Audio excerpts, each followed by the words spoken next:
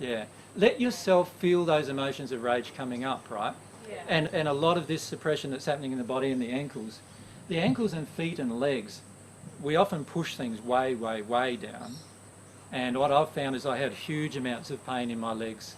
So much so that I could work out physically. So there was a time period in my life when I did weights and I worked out, my upper body went, you know, like big, and my legs stayed the same size they are now, quite small, and nothing changed in my legs because there was just so much emotions in my legs that my body couldn't even recover from them physically. Yeah. AJ, okay, we don't have you to talk with and to kind of help us keep directing inward about really what's going on. You know, it's very easy to be tricked by our own mental summations about what's going on, or even go, well, what the hell is going on, yeah, and just get stuck. Is this? I heard you say this is, you know, the best thing to do is pray. Is this where really? That's all. I don't have you to talk to. Yeah. And so what I do, is I talk to God about all of these things. So when I'm feeling like really angry, I talk to God about how angry I am and what I'm angry about and why. And you know, like I'll give you an example. A few weeks ago, I came to realise that I've had the projections of a couple of million spirits at the moment who are projecting huge amounts of anger and rage at me and who want to kill me, right? And I went through this really terrible feelings of despair about that, you know, because I feel like I can't stop it. I feel like I can't get away from it. And I went through this emotion of feeling like I was God's whipping boy, you know, like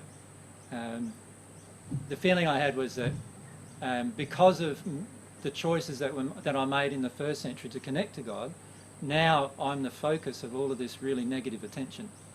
And I even went down the stage of like I'm the only person historically that has a name, a swear word named after him, right? And I was in a dark place about all this, right? Really dark place. And so, you know, I'm there feeling like, everybody, as soon as they swear, they say, Jesus Christ, Jesus F and Christ, or whatever. And it's me they're aiming all that stuff at, right? That's what it feels like. And I've got that happening like 24/7, no matter whether I'm in the spirit world, sleep, or whether I've got it here.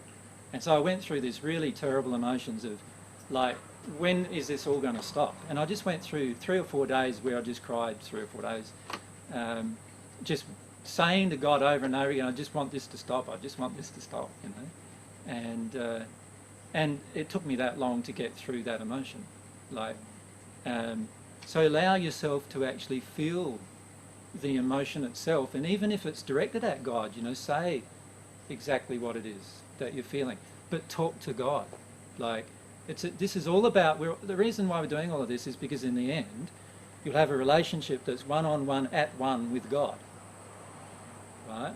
Now, like at the moment, my biggest emotions are feelings that God has chosen me in order to be the focal point of anger and rage of the universe, basically. And that's what it feels like to me at the moment. And so that's what I'm talking about with God, like what that feels like. Do you get some encounter? I met someone yesterday who said he was Jewish and at a high time on Monday he just fell in love with God, with Jesus Christ. Yeah. And he has a relationship with God. So do you feel those positive energies to come back? Not while I have this terrible unworthiness within me, because I do feel it sometimes, but the terrible unworthiness within me began because I had these projections of anger and so forth from the moment I reincarnated. So from the moment I reincarnated, these like millions of spirits being angry with Jesus and millions of people on earth being angry with Jesus just got funneled into me. And if you can imagine, when you were, as soon as you were incarnated, imagine from that moment on your mother hated you. That happens, right? Yeah. Like, the many mothers feel really angry about being pregnant, angry with their husbands about, or person who's had sex with them about being pregnant, and they focus all of that rage on that child that's in them.